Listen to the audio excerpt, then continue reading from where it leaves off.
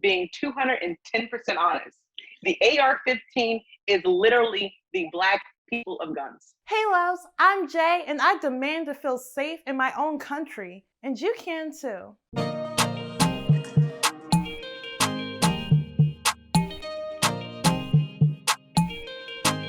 Why are people suddenly becoming more bold and violent with their actions? To say the least, the past several months have felt the most scariest and unsafe this year so far. As the country continues to reopen, are these mass shootings going to be us going back to normal? And as fear and the need for safety continues to rise in America, so does the demand for guns. And that's how we get to the same old tired debate on gun control and preserving the Second Amendment.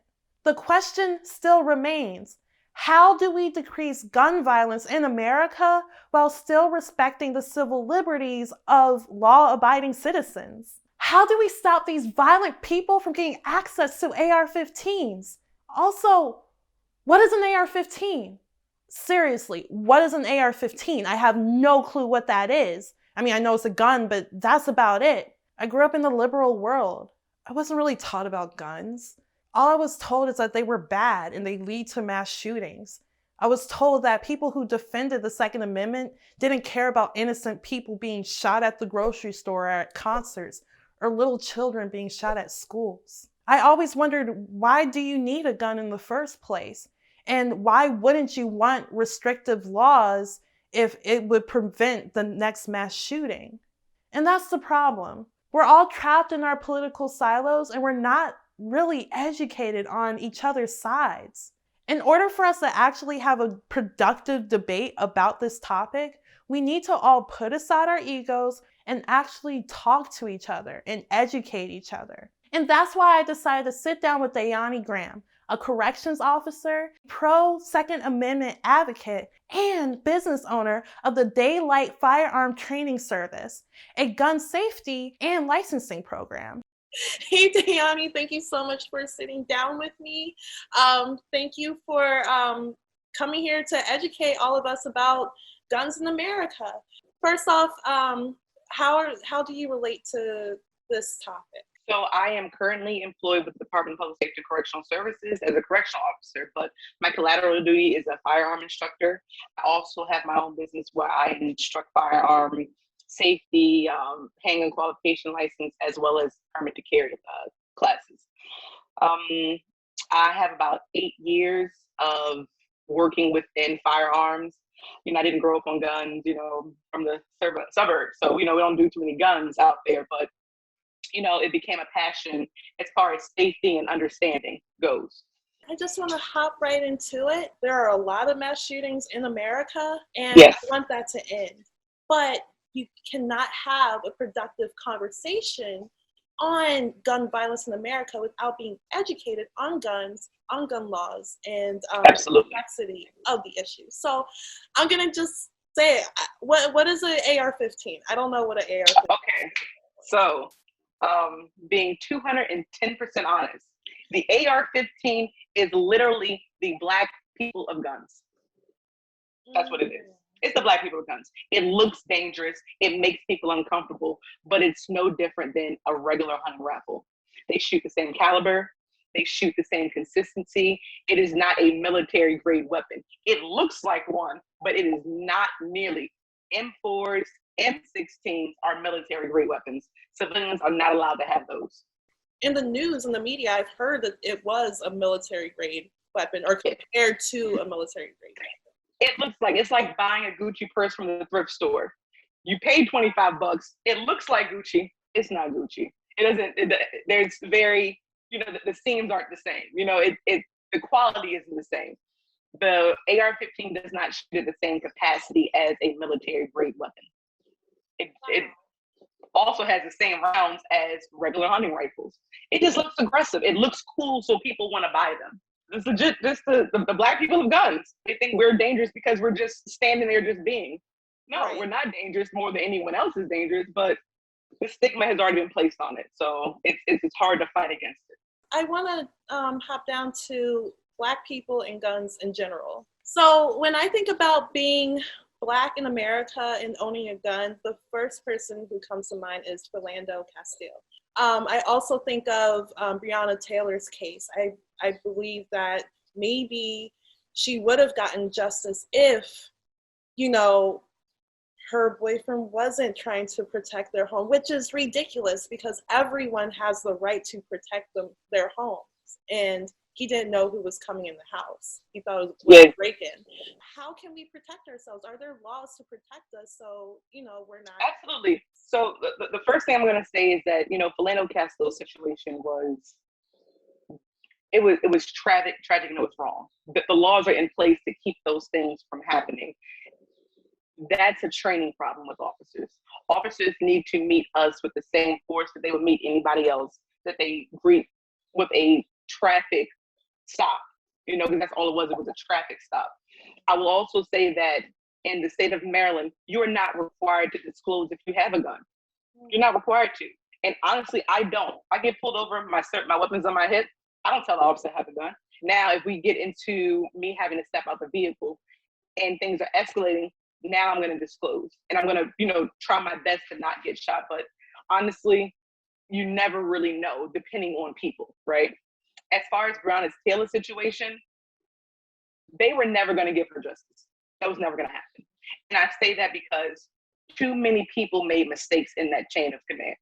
Too many people. So if you were to prosecute the officers, you would have had to prosecute supervision. You would have had to prosecute the judge that issued the no-knock warrant.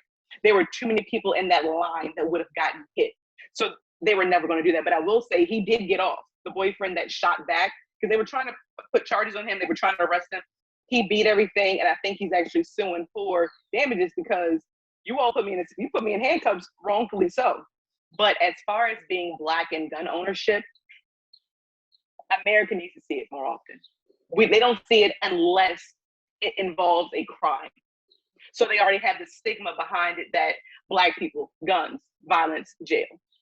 We need to take that whole stigma away. We need to have a rally of just pro-Black to a gun open carries in a location, and not everyone try to dress like an upstanding citizen or be militant. They need to see all specs of the Black community. They need to see the Wall Street with the gun. They need to see the guy relaxing on a day off with it. They need to see us in that light, because for so long, guns mean we're doing something illegal.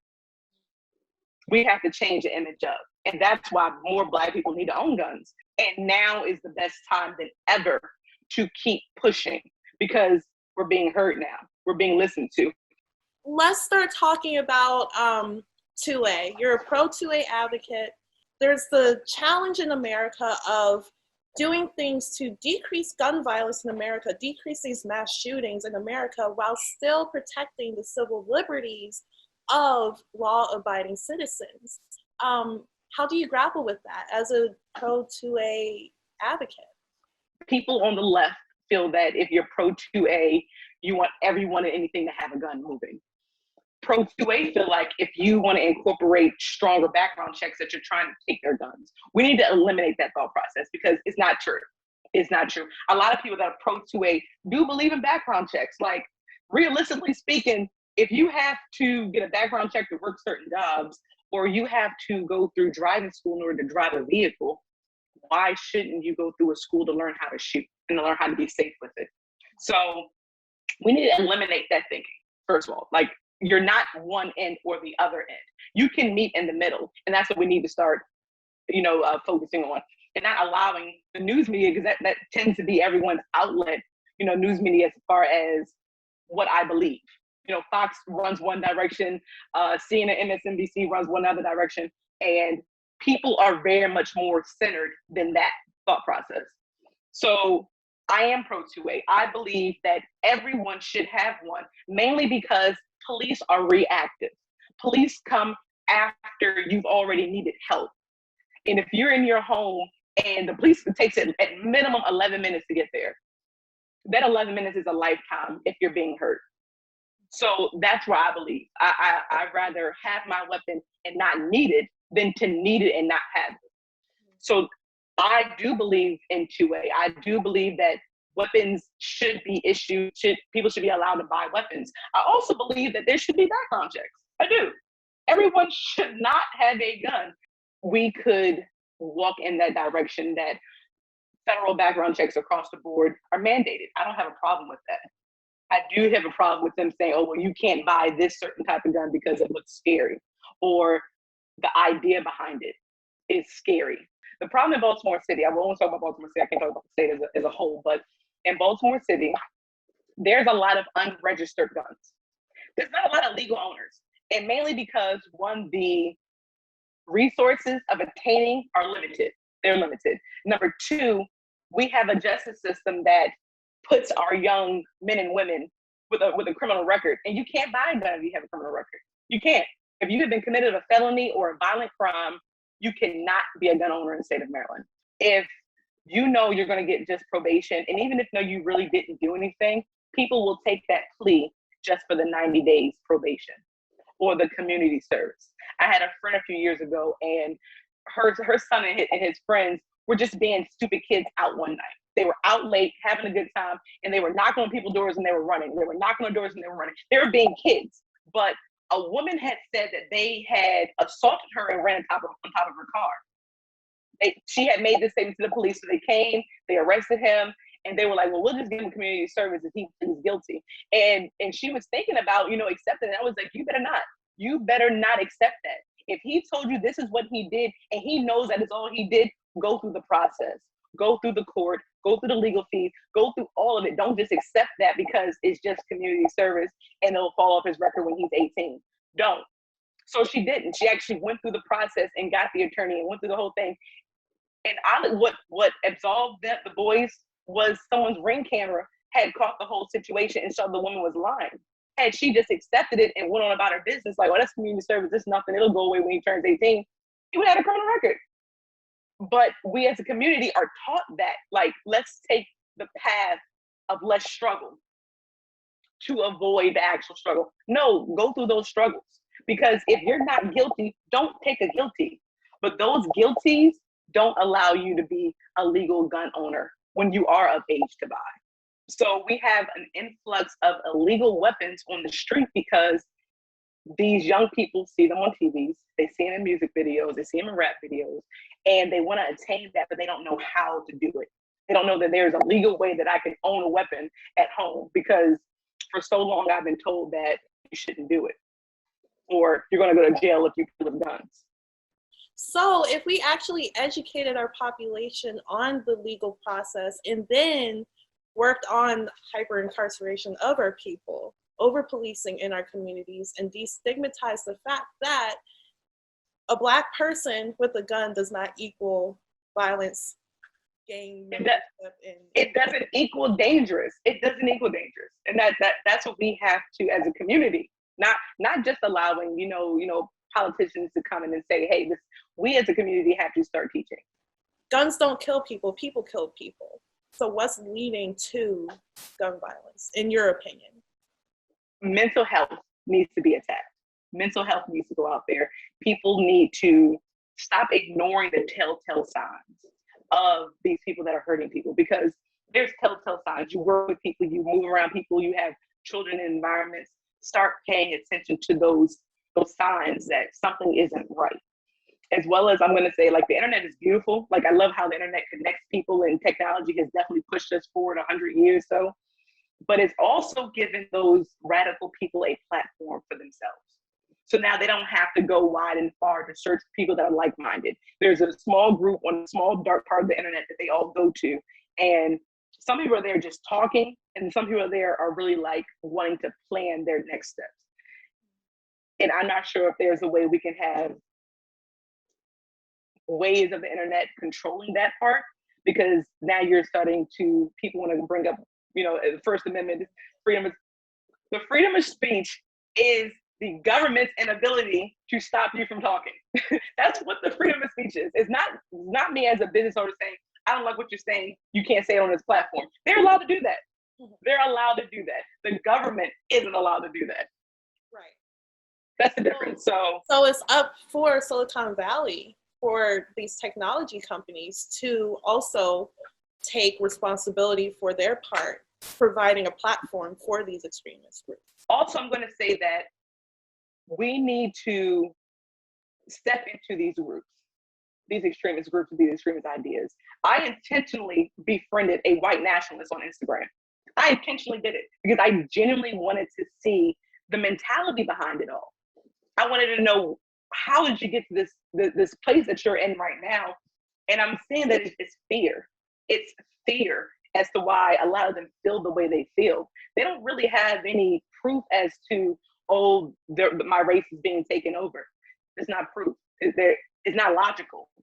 But if you put 50 people in the same place with the same mentality and the same thought processes, this is what you end up having. Also, we can't only have these conversations on mental illness and mental disorders after there has been an event.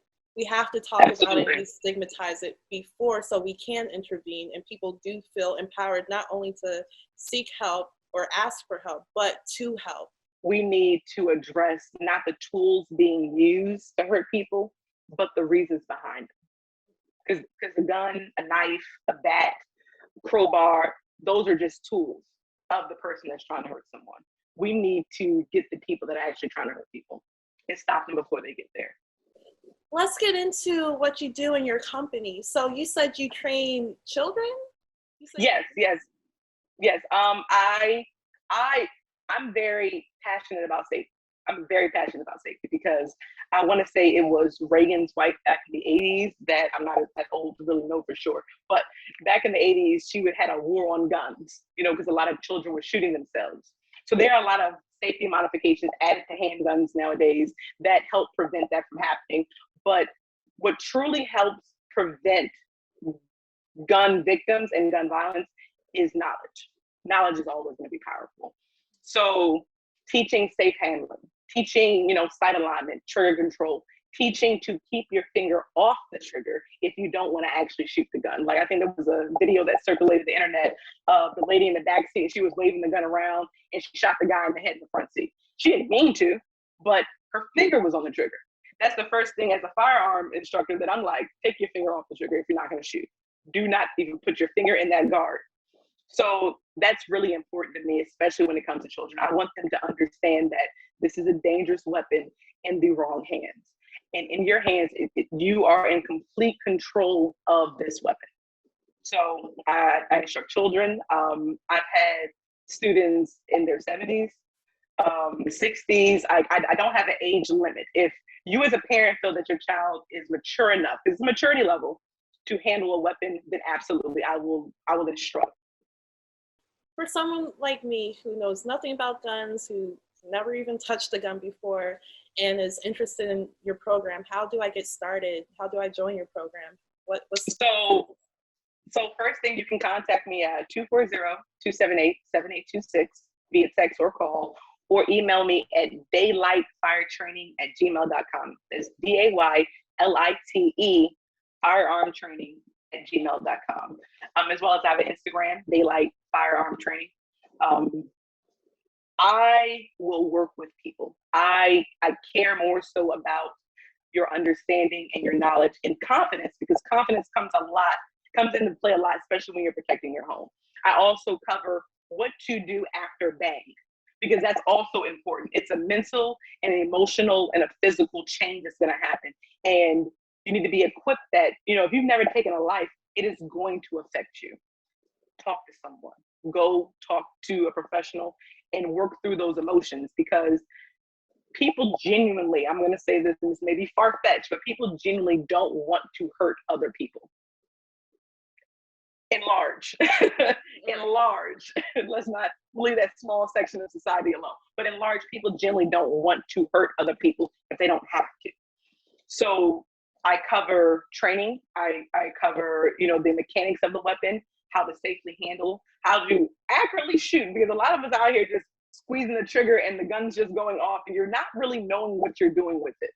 And I do HQL classes, which is the permit to buy. In Maryland, you have to get an HQL license in order to go buy a handgun. So if you go through the 4-hour course, you put your application in, it takes about 90 days after they do a background check of you and whole. You have to get fingerprints done, everything, right? And then when you go buy a handgun, you have to fill out a 77R application, which registered that personal handgun to you as the owner. And that takes 7 more days to actually be able to go and pick up your handgun, because they're going to do a whole nother background check just to be sure that nothing has changed from the moment that you actually attained your handgun qualification license. And I also do CCW classes, which is the permit to carry. And like I said before, that's a 16-hour course in which we're going to start from the beginning, and as well as Maryland state laws. You have to know what you're allowed to do and how you should handle yourself in public with a weapon, because Maryland is not a concealed state. Everyone is under this impression that you have to conceal your weapon. You don't have to conceal in the state of Maryland, but it does make everyone warm and fuzzy when they can't see the gun. I carry everywhere. No one's ever bothered me because I don't carry so that people can see it. Also, if you're in a situation where there is someone trying to hurt other people around you, you don't want to show you that you already have a gun, because they're going to hurt you first. They're going to eliminate their first threat. You don't want to be a threat as you walk around the public. You want to be, greeted like a normal individual. So I go through those things with my permit to carry class, as well as with HQL, as to what you're allowed to do in your home. I'm going to say that Maryland has a castle doctrine. You're allowed to protect yourself inside your home. You do not have to run and hide inside of a closet and wait for the police to come. You can protect yourself inside your home. So, I go through everything in scenarios, as well as malfunctions of the weapon and how to fix it, how to clean it, how to maintain it, and how you should store it safely. And again, with children around, how do you store a weapon with children around? That's always my most important factor, is safety. Safety is the point of this entire episode. So thank you so much for sitting with me and educating me. Thank you. Thank you for having me. Thanks for watching. If you're interested in Dahyanni Graham's business, here's the information below. As always, wherever you are in your journey, I am so very proud of you, and I love you guys. Peace.